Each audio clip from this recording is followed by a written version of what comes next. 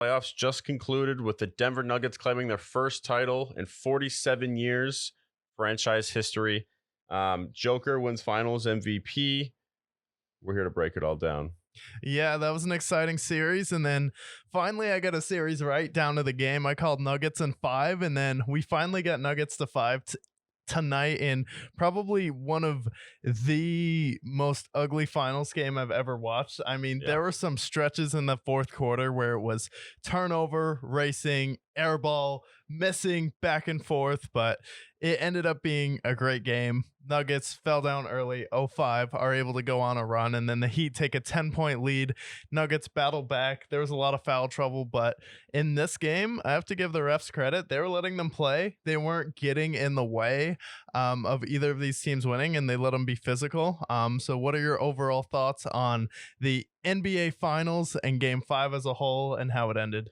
Yeah. For game 5, I think that they did kind of let him play. There was a couple of plays that were controversial. Jimmy Butler's three-pointer, that was a little controversial, but overall, game was a little sloppy. Nuggets, I thought for a minute we're going to take it away, and we were going to go back to Miami. But needless to say, fourth quarter, buckled it down, got the win, made some pivotal moments. And then as far as the finals, it's like this was a finals where I feel like the outcome was the right outcome. It's like you had the Heat, they were the 8th seed, they crawled all the way to the finals. Credit to them. But at the end of the day, the Nuggets have been the best team all year. They have the best player. This is the outcome that the NBA needed to have ultimately. Yeah, it's the one we need to have. And then in round one, you really see it with the Nuggets where not a lot of people watch them play, and people are like, oh, yeah, the Nuggets beat the Timberwolves. And then I feel like it was a pretty split decision with them versus Phoenix, but I felt like a lot more people than they should have picked Phoenix in that matchup. And Mm. I even said going into the matchup, I'm like, I don't know what I saw from Aaron Gordon in that first round matchup. I think he could actually match up with Kevin Durant, and then him and Michael Porter could be a problem, especially with the size that they pose. And I was like, DeAndre Ayton, no shot he guards Jokic. And then they end up going 2-2. That was probably their toughest series, but then the Nuggets are able to win 2 in a row, blow the Suns off the floor. And then versus the Lakers, I was like, all right, well, the Lakers have 2 possible starting lineups. One of them is start Jared Vanderbilt, and then you're taking an offensive player off the floor. And then if you go small, who is going to guard Michael Porter? Who's going to guard Aaron Gordon?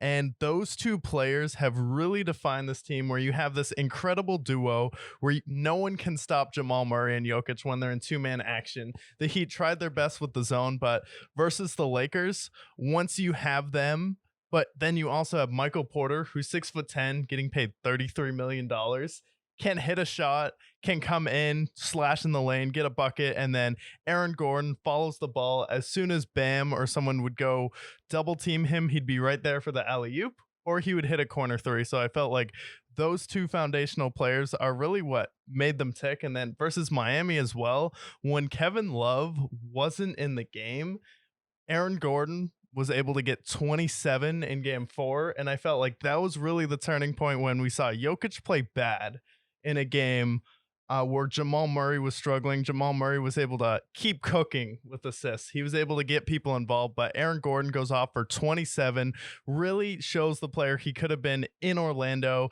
and the player that he was able to become in Denver. And I felt like his arc was a lot like Andrew Wiggins, where you saw Andrew Wiggins guard Tatum in the finals, give them some key games where he would get 20 or 26. So him and Michael Porter, just the size I felt like was too much for the modern NBA to deal with, where everyone is trying to go small. And then what all makes it work is Jokic starts the offense at the 3-point line. So then everyone is above the free 3-point line, or he's at the high post where he can throw that alley-oop, get Jamal Murray involved, or do that dribble handoff, and then someone's always wide open cutting to the rim. So it's like, honestly, this team was unstoppable this year. They had their struggles on defense. Every team does, and they were able to push through adversity. Jamal Murray coming back off the injury. Additions of Aaron Gordon in the past year, KCP, seeing Jeff Green get a ring, and then seeing someone like Bruce Brown have such a big impact in a game 4 in Miami. It's just awesome to see. And then this was the perfect first championship. And I think this is a start to a new run in Denver, and I'm here for it. Yeah, absolutely. And my biggest takeaway for the finals and really just the playoffs as a whole is a lot of people entering the playoffs. We mentioned that a little bit of disrespect with Nikola Jokic, didn't deserve Yeah. to win the third consecutive MVP to many people's eyes. Jamal Murray, he's good, but where does he rank as far as guards in the league? I feel like he's always been kind of lower in the ranking than maybe he deserved.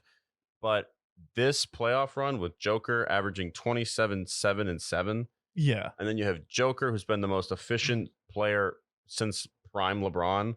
Like, this is a serious tandem. And I look at as far as finals 1-2 duos, I mean, you have Joker who you can compare to you know, a LeBron character, facilitates the offense, walking triple double when he wants to. And then you have Jamal Murray, where now we really have to have a conversation of where he's going to go now that he's won his title, but also as a two on a championship team. Yeah. I feel like he's the best since Kyrie in 2016, and you can even go further back if you'd like to, but he's a bucket. He can facilitate the ball. He can rebound.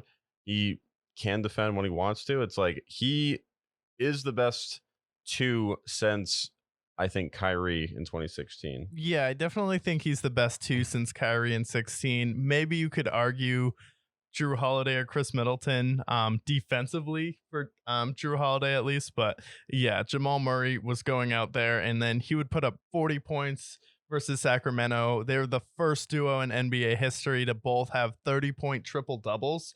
And we were both saying this going into the playoff run when Kendrick Perkins was comparing James Harden and Joel Embiid to Shaq and Kobe. I'm like, no, no, no. If there's any duo that should be compared to Shaq and Kobe, it should be Jamal Murray and Jokic. And then people did it again in the Phoenix round. They're like, look at the individual performance from Booker and look at the individual performance from Durant. But I'm like, it just makes more sense to do the Jamal Murray Jokic comparison because you have a high volume scorer who can also get teammates involved, will try hard on defense, not as good of a defender as Kobe, but definitely a better passer, I believe. And Absolutely. then he's still in there battling for rebounds. And then when you needed a clutch bucket in game 4, he was able to get it for you. And then him and Jokic going absolutely crazy in game 2, and then both having triple doubles. So it's like they're still doing stuff on the level of a Kyrie and LeBron duo. They're doing stuff on the level of a Kobe and Shaq duo. And Jokic is the first person to lead the NBA in points,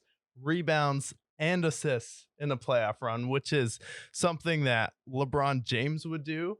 And when you look at it, it's definitely him taking the best player in the world mantle because now he has MVP, MVP. And then the year he didn't win an MVP, that's fine. Give it to Joel Embiid because he's going to get bounced in the second round. I'm going to go all the way to the finals and win finals MVP and put up some of the most gaudy numbers of any player in the same era as LeBron. When people were saying Giannis is the best player in the world or Luka is the best foreign player in the world. Nope. Definitely at this point, it's Jokic. Now it's going to be Joker and everybody else.